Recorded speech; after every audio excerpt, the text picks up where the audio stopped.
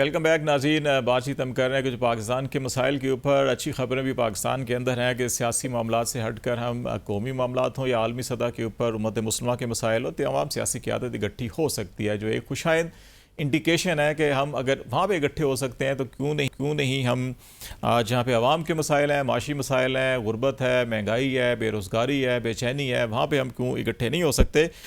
چٹان صاحب، یہ نقطہ آپ سے ہی ہم سٹارٹ کر لیتے ہیں کہ پیپلز پارٹی ہمیشہ روٹی کپڑا مکان جو ایک عوامی نعرہ ہے اس کے اوپر ہمیشہ اس نے سیاست کی ہے، اگرچہ ابھی براہ راست آپ حکومت کا، وفاقی حکومت کا حصہ نہیں ہے، سندھ میں آپ کی حکومت ہے، پی ٹی آئی کی کے پی کے اندر ہے، پنجاب میں نون لیگ کی ہے، لیکن وفاق میں آپ کچھ کانسٹیٹیوشنل پوزیشن ہے اور آپ کی سپورٹ ضرور ہے، تو آپ اپنی کیا رول ادا کر سکتے ہیں کہ یہ خاص طور کے اوپر انرجی کرائسس بھی ہے، قوت خرید ہے، انفلیشن کچھ کم ہوئی ہے لیکن اس مہینے 2% پھر بڑھ گئی ہے کہ اب پچھلے مہینے کیونکہ پیٹرولیم پرائسز بھی بڑھ رہی تھیں، تو کیا سب مل کر کیا ایسا کوئی کام کر سکیں کہ عوام کی زندگی میں بھی کوئی تھوڑا سا ریلیف آ جائے؟ کوئی اس کی بھی کمر کے اوپر اتنا بوجھ ڈلا ہوا ہے کہ وہ 4,000 ارب روپے جو ہے کہ وہ ٹیکس جو ہے کہ ایگزمپشنز ہیں، کوئی 500 سے 1,000 ارب جو ہے کہ وہ کہتے ہیں جناب ٹیکس چوری ہو جاتی ہے، تو اگر وہاں پہ کوئی اچھی کارکردگی دکھا لیں تو یہاں عوام کو شاید ریلیف مل جائے۔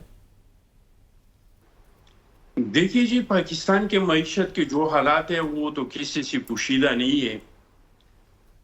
بسرا صاحب کا جو وزیر خزانہ تھا انہوں نے بذات خود فرمایا تھا کہ ہمارا ملک جو ہے وہ بینک کرپٹ ہو چکا ہے، سر پلان کرنا باقی ہیں۔ جو ایف بی آر کا چیئرمین تھا شبرزیر صاحب، انہوں نے بھی برملا کہا تھا کہ ملک ڈپارٹ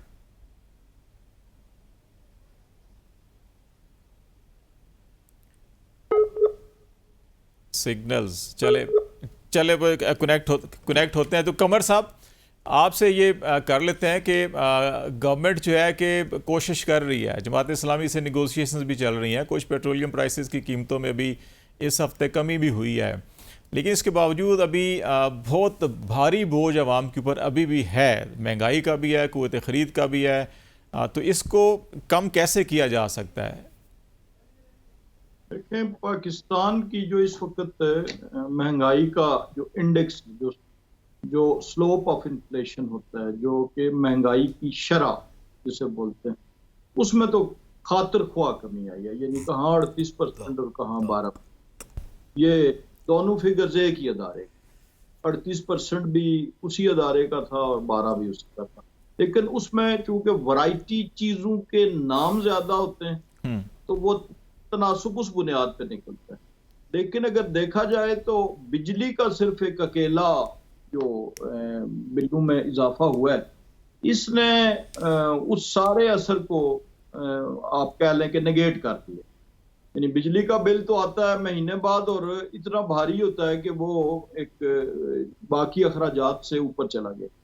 اس لیے اس وقت جو بنیادی چیز ہے جس کو کہ سستا ہونے کی سب سے زیادہ عوام کے لیے ضرورت ہے، وہ تو بجلی یا پیٹرولیم ہے۔ پیٹرولیم میں تو چلیں پچھلے عرصوں میں پچھلی دفعہ اضافہ بھی ہوا، لیکن بہرحال اگر آپ پچھلے 2 مہینے کا ہی سلوپ لے لیں پیٹرولیم پروڈکٹس کا تو اس میں کمی آئی ہے۔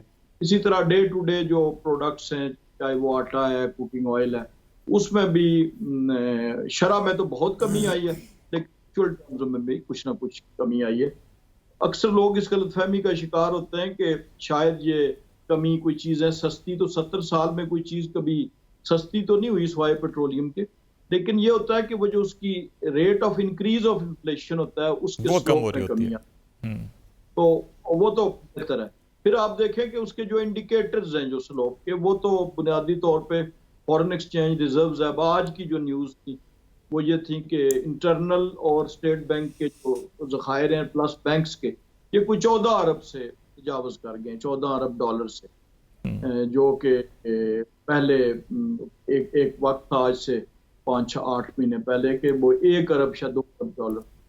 یہ بہت بڑا انڈیکیٹر ہے۔ پھر اسٹاک ایکسچینج بہت بڑا انڈیکیٹر ہے، بیلنس آف پے بہت بڑا انڈیکیٹر ہے۔ ایکسپورٹس آپ دیکھیں جو بہت ہی کسی کی بیک بون ہوتی ہے، اس میں اضافہ ہوا ہے، 3 ارب ڈالر کا ایکسپورٹس میں اضافہ ہوا ہے۔ فورن ریمیٹنس جس پہ بڑا شور ہے کہ شاید پاکستانی کوئی وہاں سے باہر ہیں وہ پیسے نہیں بھیج دے، تو 3 ارب ڈالر کا صرف اس سال میں اضافہ ہوا ہے. مئی 30 مئی کو پچھلے سال کے برابر سے اوپر چلا گیا تھا $27 ارب. یہ سارے انڈیکیٹرز پازیٹیو ہے اور پوری توقع ہے, امید ہے کہ یہ سٹیبلٹی اگر قائم رہتی ہے تو اگلے 6 سے 8 ماہ میں کچھ نہ کچھ ریلیف ملنا شروع ہو جائے گا. چلے چٹان صاحب بھی ذرا دوبارہ کنیکٹ ہوئے ہیں. تو چٹان صاحب آپ کی بات ادھوری رہ گئی تھی کہ آپ اچھا میں کچھ ایریا ایسا بھی وہاں سگنلز کا ایشو ہے. تو قمر الاسلام صاحب تو مطمئن ہیں کہ ٹھیک ہے, اچھے انڈیکیٹرز ہیں, پازیٹیو امپرومنٹ ہو رہی ہے, انفلیشن کی شرح میں بھی کمی آئی ہے. تو امید ہے کہ اگلے 6 سے 8 مہینوں میں کچھ مزید اگر یہ اسٹیبلٹی رہی تو آپ بھی دیکھ رہے ہیں کہ اسٹیبلٹی رہے گی اور انڈیکیٹرز ٹھیک ہیں اور صورتحال عوام جو ہے کہ مطمئن ہو جائے گی, یا ابھی مطمئن ہے یا نہیں ہے؟ دیکھیے جی, میں یہ کہہ رہا تھا کہ ہمارے ملک کی معیشت کے حالات ایسے ہیں کہ کوئی اس میں انقلابی اقدامات نہیں ہو سکتے ہیں, لیکن ہم نے جو سخت فیصلے کیے اس کا پورا کے پورا بوجھ ہم نے غریب عوام پہ ڈالا ہے. اس کے لیے 8 مہینے کا, 9 مہینے کا, 10 مہینے کا انتظار نہیں کرنا چاہیے. ہمیں کرنا یہ چاہیے, عوام تب مطمئن ہوں گے جب وہ دیکھیں گے کہ یہ بوجھ صرف ہم پہ نہیں ہے, اشرفیہ پہ بھی بوجھ پڑا ہے. سب سے پہلے تو اپنے اخراجات کم کر لے, اسٹیبلشمنٹ کے غیر ضروری اخراجات کم کر لے, عدلیہ کے غیر ضروری اخراجات کم کر لے, بیوروکریسی کے غیر ضروری اخراجات کم کر لے. جو پہلے سے لوگ ٹیکس دے رہے ہیں, بجائے اس کے کہ آپ اس پہ مزید ٹیکس ڈالے, آپ ٹیکس کا دائرہ وسیع کر لے, آپ دوسرے لوگوں کو نیٹ ٹیکس میں لائے, پھر لوگ مطمئن ہوں گے. کیونکہ کوئی عزت مند پاکستانی یہ نہیں چاہتا ہے کہ عمران خان صاحب کے دور کی طرح کہ ایک کچکول عمران خان صاحب کے ہاتھ میں ہوتا اور ایک جنرل باجوہ صاحب کے ہاتھ میں ہوتا, اور کبھی ایک ملک بھیک مانگنے جاتے تھے, کبھی دوسرے ملک بھیک مانگنے جاتے تھے. تو اب وہ بھیک مانگنے والے حالات تو نہیں ہے نا پاکستانی وہ چاہتے ہیں. تو پھر لوگ بخوشی خوشی یہ بوجھ جو ہے, یہ سخت فیصلے اس کو برداشت کر لیں گے. چٹان صاحب ایک رائے یہ بھی ہے, حکومت نے اشرفیہ کو نہیں, وہی پرانا طریقہ کہ پیسے چاہیے تو پیٹرول مہنگا کر لو, پیسے چاہیے تو گیس مہنگا کر لو, پیسے چاہیے تو بجلی کے بل مہنگا کر لو, بجائے اس کے کہ اشرفیہ پہ بوجھ ڈالے. سارا بوجھ انڈائریکٹ ٹیکس لگا کے غریبوں پہ ڈال رہے ہیں, ڈائریکٹ جو اشرفیہ ہے اس کو ہاتھ نہیں لگا رہے ہیں. تو میں سمجھتا ہوں اگر اشرفیہ پہ بوجھ پڑ جائے اور وہ ریلیف غریبوں کو مل جائے تو بہت لوگوں کی زندگی میں آسانی آ جائے گی. اچھا یہ تو آپ نے کہا نا کہ ایک کشکول باجوہ صاحب کے, ایک خان صاحب کے ہاتھ میں ہوتا تھا, یہ تو پچھلے اگر 10-15 سالوں کو ہم دیکھیں تو یہ دونوں ہاتھوں میں کشکول ہمیشہ رہا ہے. اور ایک رائے یہ ہے کہ اس وقت شاید ابھی 2 ممالک کوئی زیادہ مطمئن بھی نہیں ہے, وہ کشکول بھرنے کے لیے بھی تیار نہیں ہے. تو آپ کو یہ فیلنگ آ رہی ہے کہ نہیں آ رہی ہے, صرف محض پروپیگنڈا ہے یہ پی ٹی آئی کا؟ آپ جی ریکارڈ نکال دیں, ہر چیز اپنی ریسرچ ٹیم سے کہے کہ ریکارڈ نکالے کہ مشرف کے دور سے لے کے پیپلز پارٹی کے دور پہ اس ملک پہ کتنا قرضہ تھا. پھر آپ 2013 سے لے کے جو 2008 سے پیپلز پارٹی کا حکومت ختم ہوا, آپ ریکارڈ نکال کے دیکھ لیں کہ قرضوں میں کتنا اضافہ ہوا. اس کے باوجود کہ آئی ڈی پیز نکلے, ہم نے دہشت گردی کا جنگ لڑا, ہم پہ سیلابیں آ گئی, اس کے باوجود آپ دیکھ لیں کہ ملک پہ کتنا قرضہ ہم نے چڑھایا تھا, ہم نے کتنا قرض لیا تھا. اور اسی طرح مسلم لیگ حکومت کا بھی دیکھ لے اور پھر پی ٹی آئی کا بھی ریکارڈ نکال دے, تو آپ کو پتہ چل جائے گا کہ کس نے کچکول اٹھایا تھا اور کتنے انہوں نے قرضی لی ہیں, وہ صاف ظاہر ہو جائے گا. اور بسرا صاحب سے میرا ایک درخواست ہے, میرا بھائی ہے, ہم نے ایک ساتھ بہت ٹائم گزارا ہے, کہ خدا را ہر چیز پہ سیاست نہیں ہونا چاہیے. دیکھو ہم نے بھی بات کیا نا, بار بار عمران خان صاحب اگر باہر ہوتا, کاش کہ عمران خان صاحب ہوتا. بسرا صاحب کا کیا مقصد ہے کہ ہم بیان کریں کہ اسرائیل اور وہ کہتے ہیں نا تیرا میرا رشتہ کیا لا الہ الا اللہ, کیا ہم آپ کو بیان کریں کہ اسرائیل اور عمران خان کا رشتہ کیا ہے, وہ کتنا قریب ہے کتنا دور ہے, لندن میں کیمپین کس کے لیے کر رہا تھا. تو خدا را اس طرح کی ایشو پہ سیاست نہیں کرنا چاہیے, ورنہ پیپلز پارٹی, دنیا کو پتا ہے کہ پیپلز پارٹی کا فلسطین پہ موقف کیا تھا, شہید ذوالفقار علی بھٹو صاحب کا سٹینڈ کیا تھا. شہید ذوالفقار علی بھٹو صاحب کے بچے فزیکل جاتے تھے اور وہاں پہ فلسطین کے حقوق کے لیے بندوق اٹھا کے لڑتے تھے. لیکن ایسے ایشوز پہ سیاست نہیں کرنا چاہیے. بار بار یہ نہیں کہنا چاہیے کہ کاش عمران خان باہر ہوتا. عمران خان جو باہر تھا تو انہوں نے کیا کیا تھا وہ تو ساری دنیا کو پتہ ہے کہ سپیک کو رول بیک کرنے کا ٹھیکہ کس نے اٹھا رکھا تھا. یہ چٹار صاحب فارن فنڈنگ میں کس کا پیسہ پڑا؟ پروگرام کے آخری حصے میں ہم ذرا اس پہ بھی ذرا کھل کے بات کریں گے کہ وہ امید تو لگائے بیٹھے ہیں کہ وہ جلدی شاید باہر آ رہے ہیں کہ وہ آئیں گے تو پھر کیا ہوگا، سیاست کیا جائے گی. لیکن بسرا صاحب یہ جو عوامی ایشوز ہیں، مہنگائی کا ہے، قوت خرید ہے، یہ ان ایشوز کے اوپر یقینی طور کے اوپر آپ کی وہی رائے ہوگی جو ایک عام پاکستانی کی ہر شخص کی کوشش ہوتی ہے، اور خاص طور کے اوپر حکومت میں سیاستدانوں جنہوں نے عوام سے ووٹ لینا ہوتا ہے جا کے، ان کی تو کوشش یہی ہوتی ہے کہ اچھا کچھ نہ کچھ عوام کے لیے ایسے فیصلے کریں ان کو ریلیف ملے تاکہ کل جب ہم ووٹ مانگنے جائیں تو ہمیں وہاں سے سپورٹ ملے rather than کہ لوگ جو ہیں کہ ناراض غصے میں بیٹھے ہوئے ہوں. تو آپ اگر فرض کریں یہ حکومت نہ ہوتی، آپ ہوتے، تو آپ کے پاس کیا پلان تھا کہ اچھا آپ عوام کو زیادہ کوئی ریلیف دے دیتے جو یہ نہیں دے پا رہے؟ خالد جمیل صاحب، آپ بھی بڑے بادشاہ اور سادہ آدمی ہیں. وہ کہتے ہیں نا میر بھی کتنے سادہ ہیں جن کے سبب ہوئے بیمار اسی عطار کے لونڈے سے دوا لیتے ہیں. آپ ان دونوں بھائیوں کی معصومیت دیکھیں، ان کا پکا منہ دیکھیں تو بندے دا ہاسا نکل جاندہ ہے. اور بھائی جن لوگوں کے کرتوتوں کی وجہ سے آج ملک اس نہج پہ پہنچا ہے وہ ہمیں بتا رہے ہیں، وہ فارن ریزروز، وہ جناب سلوپ، وہ سٹاک ایکسچینج، وہ ایکسپورٹس، دیکھیں جی حالات بہت بہتر جا رہے ہیں. تہاڈا قصور نہیں دعا کراندہ، جنہ دے کر دانے انہوں دے کمڑے بھی سیانے.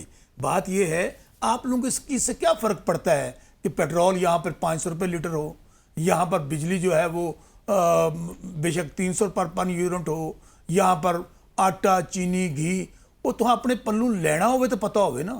آپ لوگوں کے لیے پاکستان ایک چراغاہ ہے. یہاں پہ آپ آتے ہیں، یہاں پہ آپ نے واڑا سمجھا ہے پاکستان کو، یہاں پہ اپنا پیسہ اکٹھا کیا، کمیشن لیا، اور بلے اللہ اللہ تو خیر صلی اللہ باہر جا کے جناب اپنی امپائرز بنا لی.